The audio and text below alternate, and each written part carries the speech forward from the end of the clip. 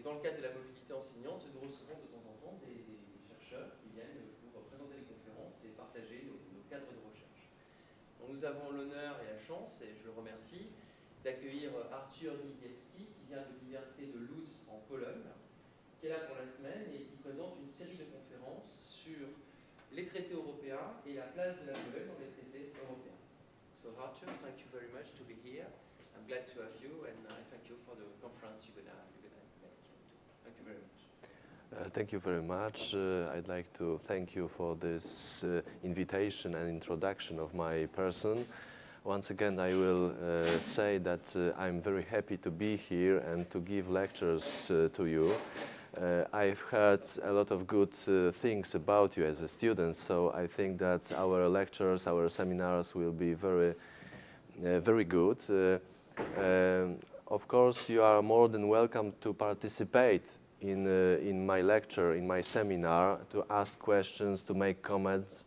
It is almost impossible for me to speak for the 3 hours. So please, you are more than welcome to ask questions and make comments. Perhaps we can have some discussions on the subject I will present to you. Well, today we are going to have 3 presentations. The first one is devoted to the EU economic policy. The title is From the Nation State to Europe, which underlines this going beyond the nation state if it comes to economic policy, which is of crucial importance, especially nowadays during the crisis and because of this European integration. We'll talk about various areas of this economic policy, EU budget, for example, because you are aware that European Union has the budget, its own budget. Of course, we are going to discuss the cohesion policy, agriculture policy, something that is very common for the Polish and French European policy. The cohesion and agricultural policy is very important for our states. Then we'll discuss the question of internal market and economic and monetary union, and at the end we'll discuss the question of crisis and its impact on European politics. Of course, you can make some comments or express your opinions during my lecture. The next lecture will be devoted to EU justice and home affairs, which is connected with the question of internal security. All these issues related to immigration, borders, terrorism, judicial and police cooperation. So I think that this is very much like studying law, but in European dimension. And the last lecture will be typically law, international law or European law, which is reform treaty of the European Union from the Nice Treaty to Lisbon Treaty. We'll find out the political consequences of those changes for Poland, for France, and for the whole European Union, I suppose. So let's start with EU economic policy from the nation state to Europe. Well, we have some sort of EU economic constitution in Europe. It is not written, but it consists on several rules from the different acts or from the different systems. We have to express that in Europe we have a number of different models of capitalism. Yes, Polish capitalism is different from the French one. The French one is different from the English one. There is a discussion. There is a discussion, and you can take part in this discussion on the capitalism, on the model of the capitalism you want, and the issue of welfare state, for example. Well, we can stop here and have a little discussion. How many benefits, social benefits, do we need in our society? Are we ready to sacrifice our income for the poorest people? What do you think about this? Or maybe perhaps we should implement some American attitude to economics and leave our welfare state. This is the discussion on the economic dimension for the whole European Union. So, yes, have you got any opinions on this?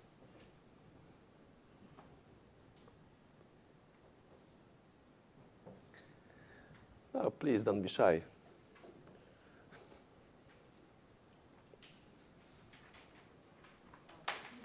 Yes? What is your name? My name is Amalia Choga. I study European business law.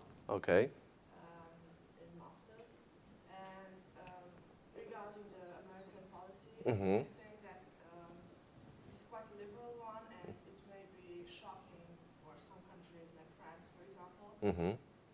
Judging from the fact that there is this image of the state who must protect its followers, its So while in America you've got a state who's more like just some sort of a guard, just standing by to see if entities, be it people or companies, go over their lines to fulfill their purpose, meaning profit.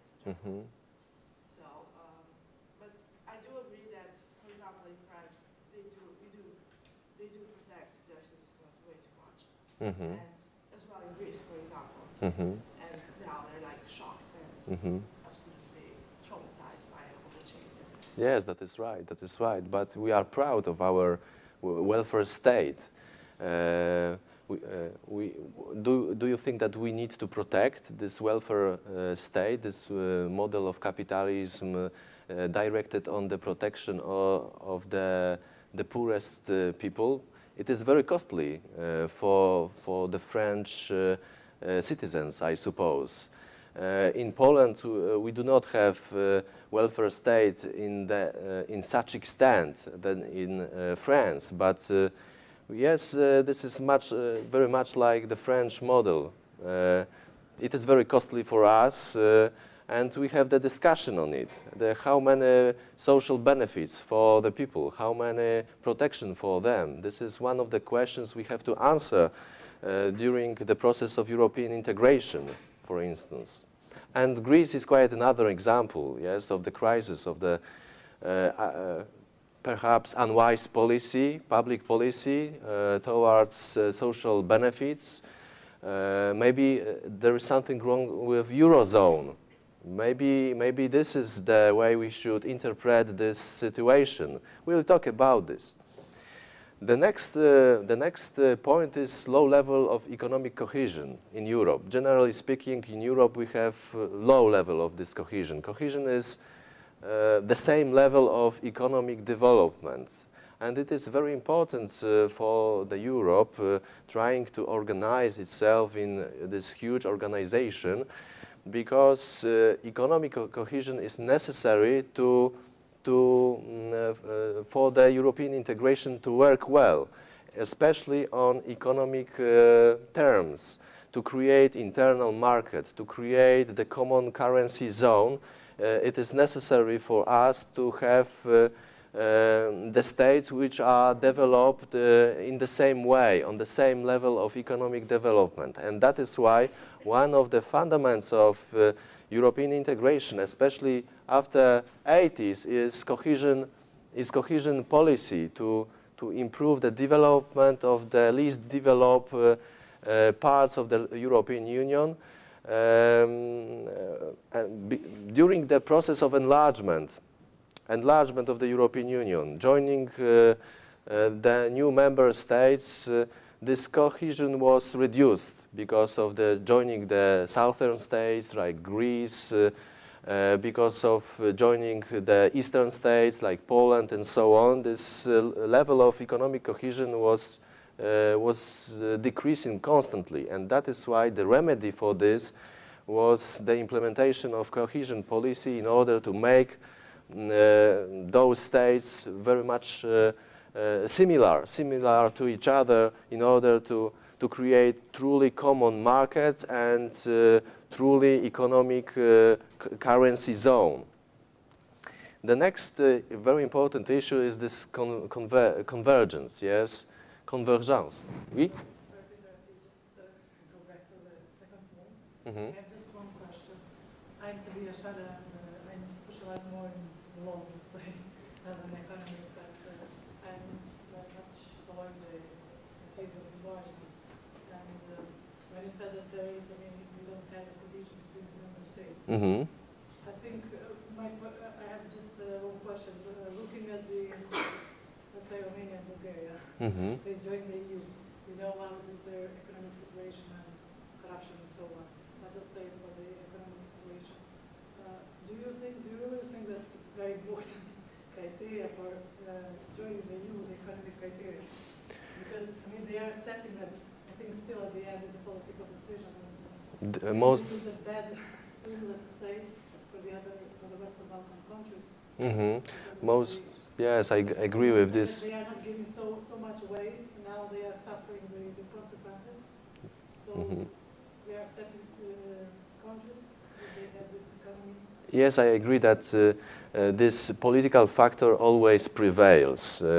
Many countries not matching this economic criteria joined the European Union during the history of European integration. For example, Greece, while joining, for example, Eurozone.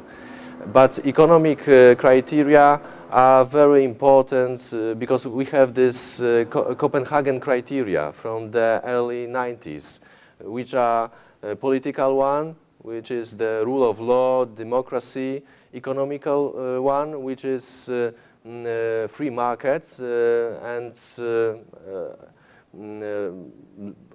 strong economic development, we can discuss it, and administrative criterion, which is the ability to implement acquis communautaire. And if it comes to Romania and Bulgaria, it was a very difficult decision because those countries joined the European Union in 2007, not 2004, not with the rest of Eastern European states. There was very yes, they were not prepared, I think, to join in 2004, but there was a huge misperception as well if it comes to those countries. The vision of corruption, low level of economic development, lack of protection of borders, and that is why it resulted in earlier joining by these countries to the European Union earlier. I think that one of the goals of Polish presidency, for example, in 2011, was to stretch Schengen agreement on those countries. Unfortunately, Polish presidency failed to do so. Very important was the factor of internal politics in Netherlands and Finland. This right turn approach in its internal politics, but Poland acted to reduce or get rid of all barriers between the European Union and Romania and Bulgaria, because Poland perceived and still perceives Romania and Bulgaria as important allies. For example, in its external policy on the Balkans or towards the eastern neighborhood, yes. But still, I think that Bulgaria and Romania are the semi-peripheral states as Poland. They have to implement European politics, European law. They have to deal with this fraud and malfunctions of judiciary system. I think this issue of corruption, because it is something that diminished the development of those countries. But I think that in the future, the position of these countries will be strategic in geopolitical terms, especially towards Turkey, I suppose. And once again, I'd like to underline this, that that Poland, France, Romania and Bulgaria could be allies in the European Union, especially if it comes to cohesion policy and agricultural policy. Yes? My name is Rizal Pakians. I'm a PhD candidate in economics. It's my second year. And it's quite interesting for me, the subject. So I was wondering if there's any extra criteria, more than geostrategic ones. For example, we've got the case of Turkey, which is in 100% a healthy country, economic point of view. Consider it. And we also had like countries such as Romania, Bulgaria, and so on. And what was those criteria that apply to those countries, and which are more than the economy and so on and so on. So is there any geostrategic criteria that count, or maybe demographic or so on? I would like to have to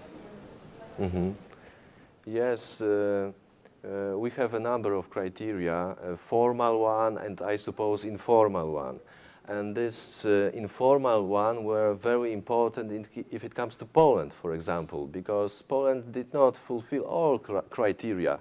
Economic, for example, and this administrative implementation of acquis communautaire was not proper in Poland. But this geopolitical criterion, because Poland was perceived as a very important state in Eastern Europe, prevailed, and that is why Poland joined the European Union in 2004. As for Turkey, this is very difficult question to answer. As you know, Turkey is negotiating its membership in the European Union from the 60s, yes, from the 60s. It is the candidate, but despite of this criteria, there is the question of identity. There is the question of identity, which is not economic, which cannot be measured by economical means or tools, but should be discussed. I think that we can discuss the question of European identity. Is Turkey the part of this identity or not? Geographically, small part of this country lies within the territory of Europe. It is the religious factor is not as strong as in the region, but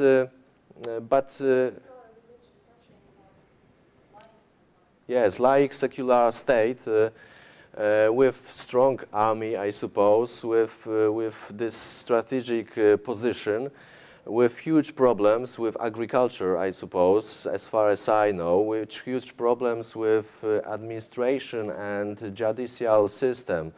There is the Article 303 in the Criminal Code of Turkey, which allows authorities to punish journalists for the insult of the Turkish state, and it is against the freedom of the speech, as this European Tribunal of Human Rights claims. So, yes, Turkey has to implement this approach to the law, which is human rights, which is rule of law, and but at the same time, I don't know whether Turkey is interested on joining the European Union in the near future. Yes, could you develop? Could you? I think I've heard after the European crisis, in parallel we have strong economic growth in Turkey. So they've been kind of comparing what will they get if they ever join the European Union, and I think they show less interest than they used to. And the neighbor of Turkey is Greece, which is the enemy of the Turkey, and Greece cannot be the pattern of modernity for Turkey with its problems during the crisis. So Turkey is not longer eager to join to the community with Greece, with substantial problems with its economy. And the next factor is demography. As you said, this is the state with, I don't know how many inhabitants, but this is 60, 80 millions of Turks, and this is huge demographical power. And as you know, after 2017, the new system in the Council of the European Union will appear in the place of the Nice system, which is this dual system, which takes into account the demographical power of the state if it comes to the counting of votes in the council. And that is why the Turkey would become, after joining the European Union, a very strong country in political terms, as strong as France, Germany, with huge impact on the EU decision-making process because of this demographical factor. So yes, this is the question. From the Polish point of view, I suppose Turkey could become an ally. We need allies in our politics because you know that the core of the European Union is searching allies, create coalitions in the Council, for example, or in the European Parliament to make some legislative initiative, for example. You need to cooperate with various states having this having impact on the EU decision-making process. And perhaps Turkey would become Polish ally in the Eastern policy to Russia or to Caucasus states, perhaps. It would become our ally in agricultural policy because Turkey, as far as I know, is mainly agricultural state, yes? So it would be definitely interested in this kind of policy. So there is another question, especially during the crisis, economic competitiveness of the EU member states and the whole European Union. There is a competition between, for example, European Union and China and United States in the globalized economy. So there is a question about the competitiveness of our economy, of the European Union. I think that nowadays European Union loses this competition with China, for example, or with United States. Think about Africa. Chinese companies invading almost Africa and making deals, economic deals in this area. I think that European Union has this moral obligation to lead some economic activity, but at the same time it has to look for the human rights, democracy, and this is somehow the burden in our economic policy, I suppose. We can discuss it because we are losing our in this competition with, for example, China. There is this moral obligation to ask for human rights when dealing with business partners in China, I suppose. Maybe I'm wrong. Do you agree with this? What about the competition between EU and China and the United States? I think that considering the facts that we have today, it's more a competition between the United States and China. The European Union, except Germany, isn't really competitive. Mm-hmm. So I think that, I really think that they made a huge misjudgment when they accepted to englobe all these countries. Because, I do understand that they were somewhat positive when they succeeded the I am on the project because they managed to save their economy, and so they were like, oh yes, we're going to save all these countries, except that they actually, in 2004 and 2007, they accepted way too many countries, so it was kind of hard. I mean, I do understand that there is a strategical issue involved, but, and I also understand regarding the economics that in order to enter the European Union, it mustn't necessarily be this gigantic economical perfection, and that they wanted to have that role of lifting their economies, but I think that they took on way too much. And so this kind of comes from the West European arrogance, which is, and also speaking of West European arrogance and even East European arrogance, because now it's becoming the national European stuff. When dealing with China, they kind of tend of being like, oh yes, there are a lot of them, so, but they're little, so let's just undermine them. So I think that they need to show more respect to China, and also rethink the whole deal, but also resolve their internal problems, issues.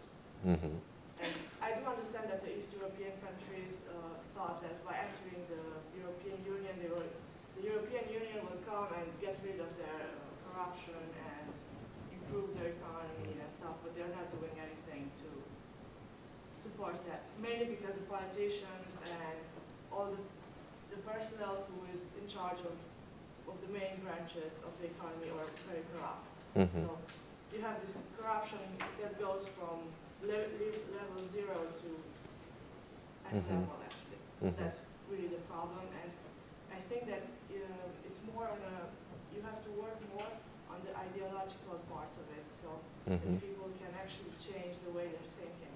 But I don't see how you can do that while really criticizing them in a non-positive way, like Holland starts to bicker about Romania and saying that they invaded Holland, etc., while their main partner in the European Union is Romania. So when they actually stopped, when there was this discussion for the Schengen expansion, the Romanians were like, okay, so we had it, and they kind of let their flowers die at the border. So yes, that really didn't help, but it was like kind of a frustration thing, So I think that all the countries in the European Union need to slow down their ego and just try to find common ground, not, oh yes, we're the best, we're orange.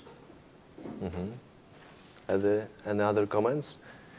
Yes? When it deals with business, especially in the globalization day-to-day, there's no more ethics, unfortunately, which are part of the business process, especially in China, because we have the main and the best technologies, for example, in renewables, which is our subject.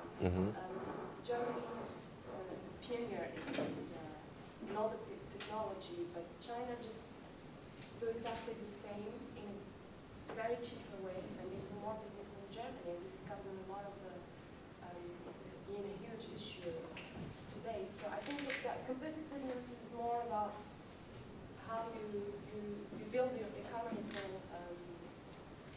model and how you deal with it in a globalized world. And it's unfortunately less about ethics. Yes. Yes. Would you like to come? When you talk business and money, you cannot merge ethics in it. Because it's just so this is very. Like oil and water, they do not merge. In no circumstance. So China does what it does because it can. So and because at the end of the day they've got profit. And yes, there are a lot of them, but it works for them. So this is very ruthless approach to doing business. Yes. Yes, you are partly right, but we are proud of our normative power in international relations, soft power of the European Union, spreading our regulations, causing our international environment more coherent with our politics, I suppose.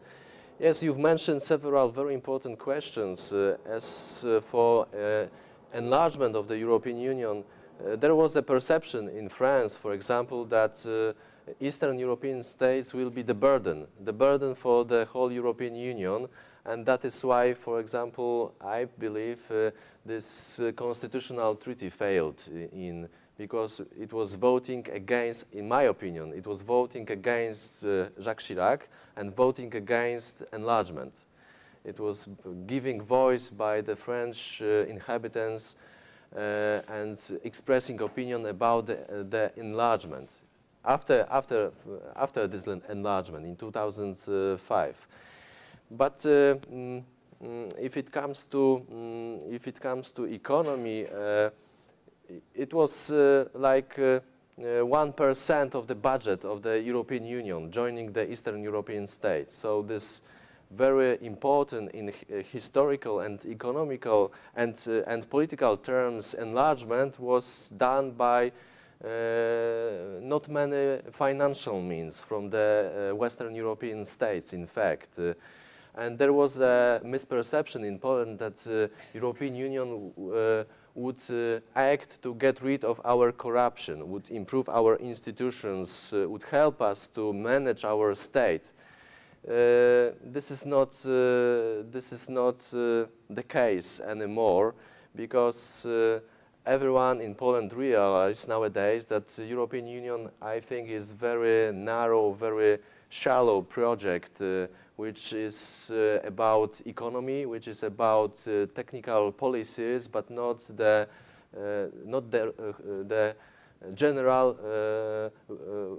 reshape of the state. This is very, very, in particular areas, just the project of joining efforts, but European Union does not have the capability of transformation the state in order to get rid of its corruption or lack of organization of internal institutions. Each state is responsible of dealing its internal problems for itself. And I think that this was huge misperception in Poland. So economic policy of the European Union is all about regulatory mechanism, yes, all about legal means, these directives, regulations coming from the Brussels, created by the within this process of negotiations between Commission, Council, and the European Parliament. And once again, I will come back to this idea from my first lecture that there is uploading and downloading between the states and European level. The most powerful states in economical terms try to upload their regulations, economic regulations, to improve their competitiveness. And this is particularly visible when discussing the organization of the internal market and the question of the liberalization of internal market. Especially, you remember this dispute on the EU Service Directive, liberalization of the services in the European Union. This was the huge political issue and dispute between the Eastern and Western European states. Well, the first policy, economic policy, well, this is not the policy, but this is very, very similar. This is the EU financial perspective, yes?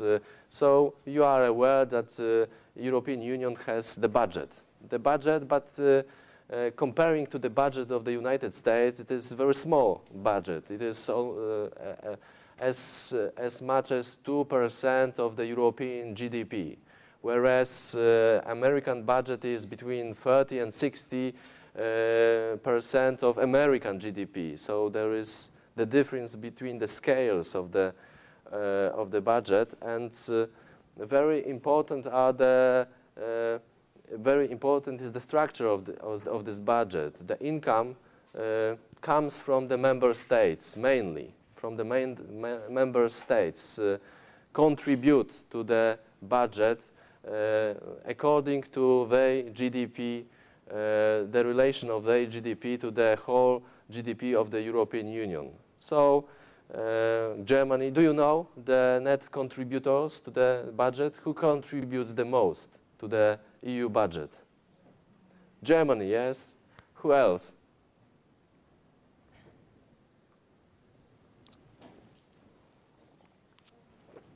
Poland, Romania? Maybe in the future. Yes, Netherlands, Finland, France, United Kingdom, Austria, I suppose. So there is the division between net contributors and net recipients. Yes, Poland is net recipients. Romania is net recipients to the budget of the European Union. And very important, this is the question of the predominance of national loyalty over pan-European interest. Is this logic of the, as the French call it, juste retour, which is the logic of just return. Just return. Give our money back. Give us our money back. This was the famous sentence of Margaret Thatcher in 1980s. By the way, do you know that a very important controversial issue, if it comes to the negotiations of the budget, is the rebate of the relief for the United Kingdom. United Kingdom pays to the EU budget less than it should be, that it should pay, because it obtained the relief in 1980s. United Kingdom does not participate in agricultural policy in the way France does. So it managed to negotiate the relief in payments to the budget. And nowadays, especially during the discussion on the financial perspective for the years 2014-2020, the relationship between this relief of the United Kingdom and the agricultural policy is particularly visible. You know that we had previous financial perspective that is ending now in 2013, and Poland in 2005 was negotiating this financial perspective, and was one of the greatest beneficiaries, one of the greatest recipients of the financial means coming from the Brussels to modernize our country, to make it, to improve its economic development, and perhaps in the future join, for example, the Eurozone. So there is lack of, I suppose, lack of European solidarity, lack of European solidarity during the discussions on the EU finances. By the way, the solidarity is something that we as Poles would like to promote in Poland because of our history, because of our movement, and because we are poor and we need this financial support from the European Union. That is why we emphasize the need of solidarity among member states in the European Union. Any comments on the EU budget? What do you think about the idea of introducing European taxes? The same for the whole European citizens. Is it possible? Is it science fiction? Is it politically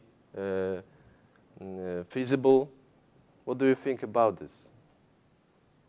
Regarding the companies, it would be quite maybe a good thing because there wouldn't be so much foreign shopping, but a bad thing because then the national legislations won't compete against each other and won't create an improved environment for companies.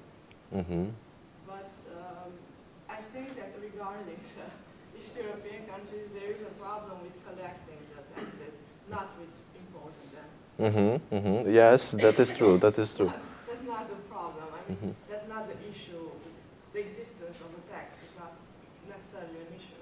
The issue is being able to actually collect the money and not, I mean, avoiding black markets and stuff like that.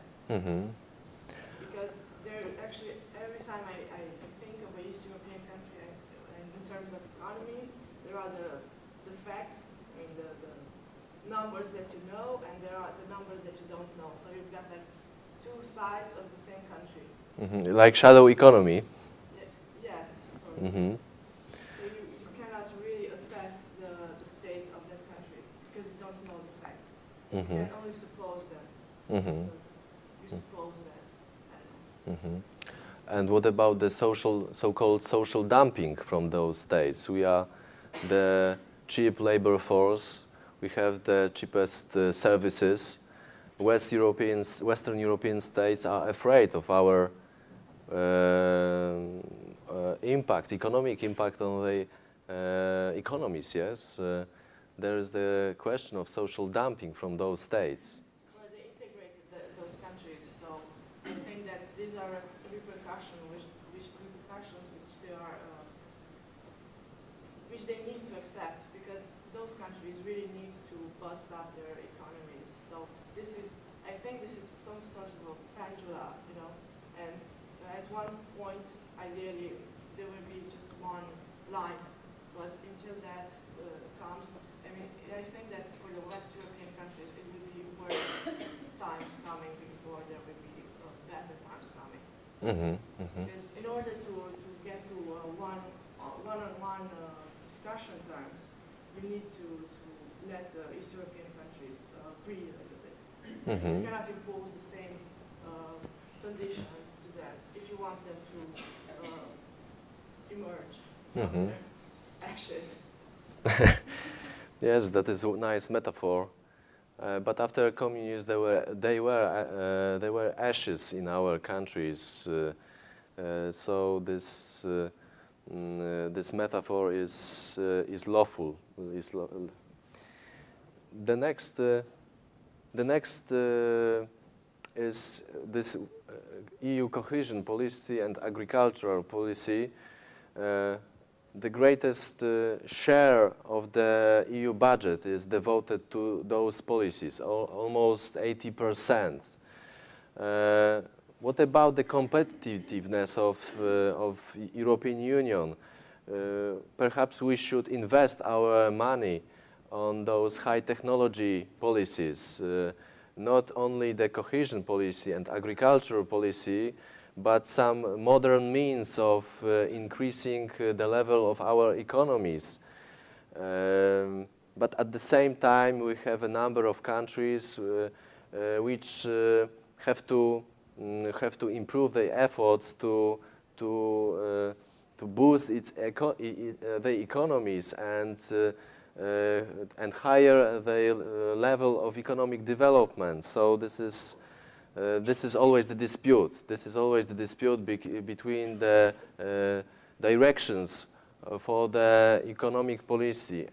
At the one side, we have cohesion and agricultural policy, and at the other side, we have this modern areas of economy connected with technology. Great Britain is in favor of this areas. So there is always the political issue, and the role of national interests is particularly visible in those two policies. But there is some proposal of reducing nowadays, of reducing the cohesion policy and agricultural policy, especially in the Western European states, to give all funds for this cohesion and agricultural policy only for the Eastern European states. Well, I don't think that this is the good idea, because I think that there should be solidarity. There should be solidarity, and everyone should be able to have something from these policies in order to support this policy and to make it feasible for all EU members. And of course, cohesion policy and agricultural policy is a tool, is a very important tool, especially in Poland, or other Eastern European states of convergence. And this financial support is very important mean of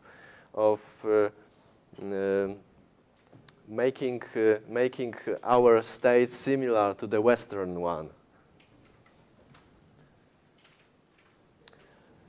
Well, the next issue is EU common market, which is the core of the European Union. The common market was introduced in 60s, 70s, then improved in 80s by the subsequent treaties.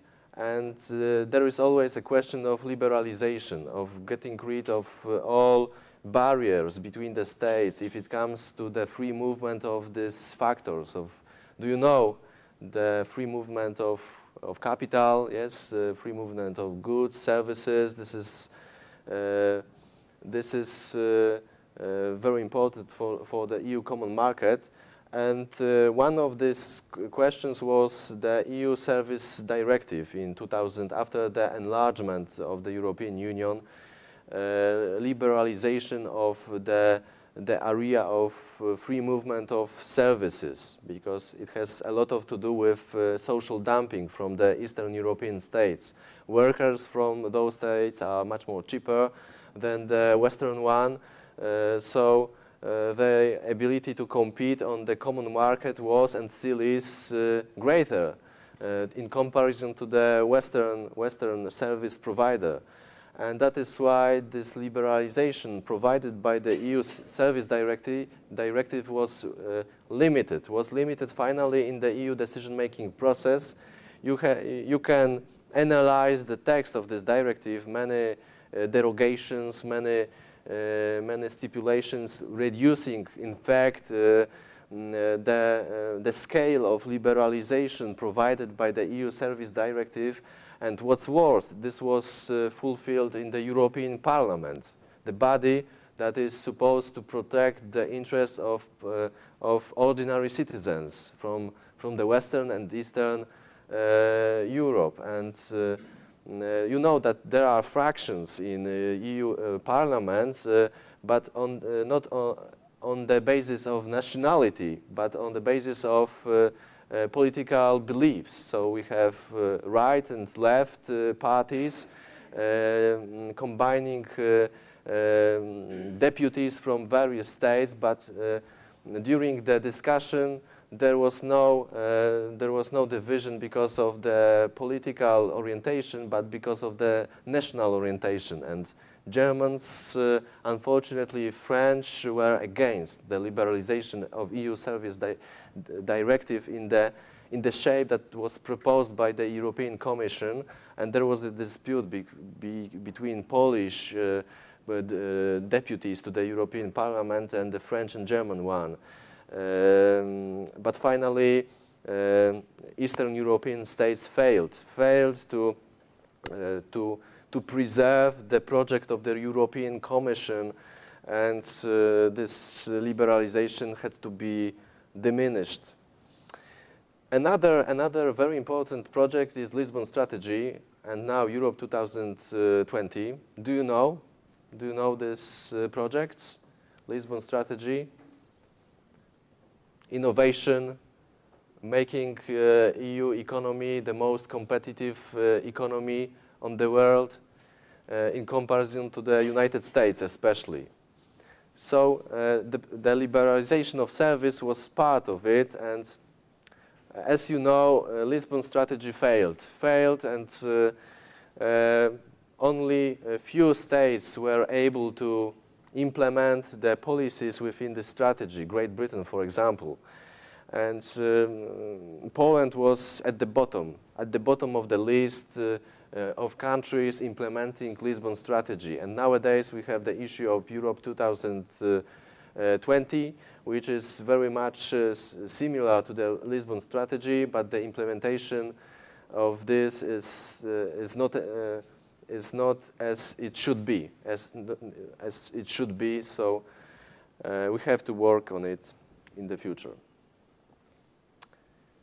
Well, the last is EU economic and monetary union, which is the core, the true core of the European integration, the most important project.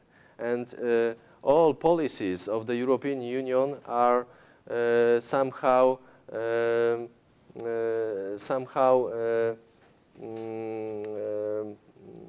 under this project, to make this project working in the good way. And we have to remember that the idea behind this project is ordoliberalism, which is the idea of Germans thinking about economic coming from Germany. It is connected with Maastricht criteria. The main one is reduction of inflation. You know this history.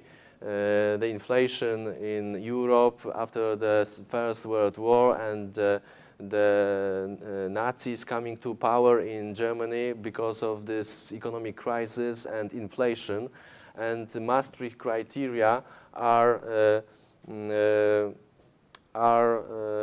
criteria to deal with this inflation and reduce the inflation of the European Union. And each state has to comply with those criteria in order to function in the European Union and become the member of the Eurozone. There are some fines, financial penalties for the countries not matching this criteria, but unfortunately these criteria are not followed by the EU states, and imposing these fines on the states not matching the criteria is political question. It's political question, and in 2004, for example, the procedure was implemented against Germany and France, and because of the power of Germany and France in the European Union, the financial penalties, the fines, were not imposed on those countries. So it somehow destroyed the system, I suppose, of preserving those criteria, those strict criteria of economic performance. And it is all about convergence, still convergence, because there is an economic, I'm not an economist, but there is an economic theory of convergence, of huge economic zone that should be at the same level of economic development in order to work well. And this is the way the European Union should work. So these criteria are devoted to the preservation of and improving of convergence in the European Union. Very important as for the lawyers and political science researchers is the place of the Eurogroup in the institutional architecture of the European Union. This was the informal body until the Lisbon Treaty. The Lisbon Treaty somehow implements and puts this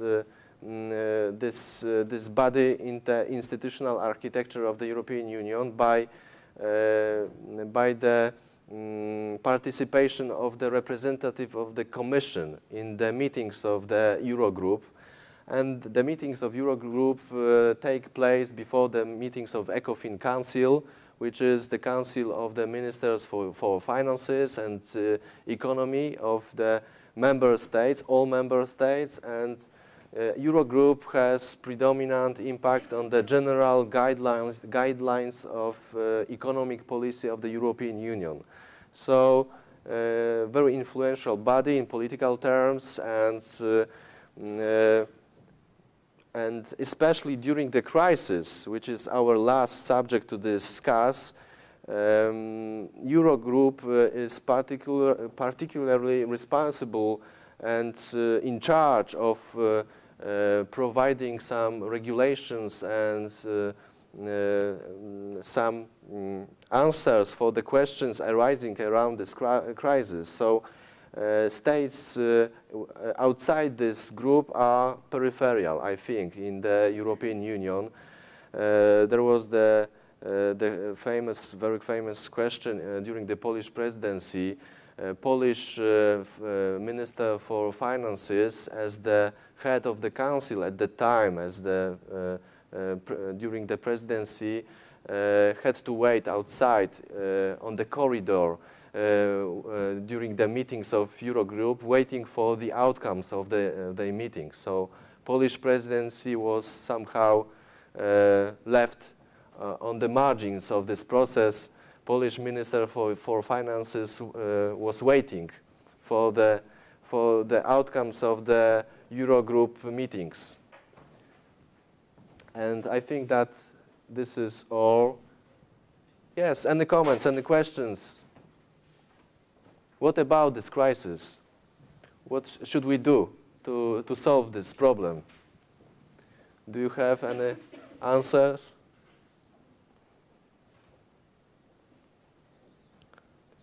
This is all fault from the Greece, yes? Or maybe there is something wrong within the structure of the Eurozone. What do you think about this? What do you think about the idea of common currency? This is a very important aspect of our identity, I suppose.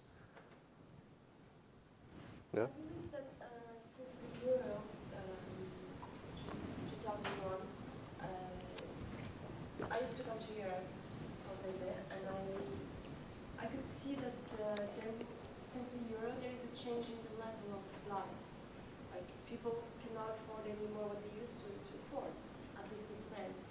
So it's like we lived kind of a huge inflation, which just came straight away. So I myself wonder if the euro was a good choice for Europe in general, and for France, for instance. That's all I mentioned, but I don't have like a quick answer to a solution to the crisis. Mm-hmm. Mm-hmm. Yes. Yes. Germany was, I mean, everyone was trying to kind of, I think that this was the thinking that the French applied. They were trying to persuade Germany to kind of, they wanted to lean on Germany actually to improve their economy, as all the other countries, but it kind of backfired because they integrated countries like Spain, Italy, Greece, Ireland, the PIGS countries, and which kind of destroyed this whole idea because they weren't ready to enter the Eurozone. So now I think that the only chance they've got is to try and improve economies in these countries, but they all have like very specific problems, and I think that, and they're not willing to change. I mean, for example, Greece, when Germany sent economists and people who were specialized in tax recuperations and stuff like that, they didn't even want to discuss with them because they said that they were undermining their national state. So there is, again, this ideological issue that comes into life. Yes. We also have the case of UK and Switzerland, who are actually part of the European Union, but they chose not to be part of the euro system. We can see that they are economically doing better than others. So is it due to the euro decision or not? That's something we should discuss. Yes, the example of Great Britain is very important. This is the splendid isolation of this country, and Great Britain itself has, I think, strong economy without this common currency, and the interest coming outside the Europe because of this Commonwealth and special relations with the United States. So Great Britain is quite another way of thinking about Europe, and it is very interesting what will happen if it comes to the relationship between the European Union and Great Britain in the future. Polish politicians used to used to think very warmly about the British European policy, but the position of Poland in comparison to Great Britain is quite different. And as for Poland, I think that we should be in the core of the European Union, closer to the Germany and France, not to the Britain, because Britain has different interests, economic interests, and different political position in the European Union. But still, Britain is very important for the external EU external policy, because this is the power, political and military power. You remember this Saint-Malo Accord in 1990s to create the common army of the European Union, which is a highly political question. France, Germany, and Great Britain wanted to contribute to this army, but the initiative failed. So the question of the presence of Great Britain in the European Union is not only economic one, but political and military as well. Without Great Britain, European Union on the political ground would be reduced, and would be just this economic area of common interest, sharing potentials, but in economical, not in political and military terms. So, yes? I have a question. It's not exactly on an economical way, but it's about the United Kingdom. I heard that they would maybe leave the European Union. Mm-hmm. So what do you think that would be different for us if they leave? Mm-hmm. This is very interesting question, and we can discuss it. I've already mentioned some remarks on this matter. I think that it would be very.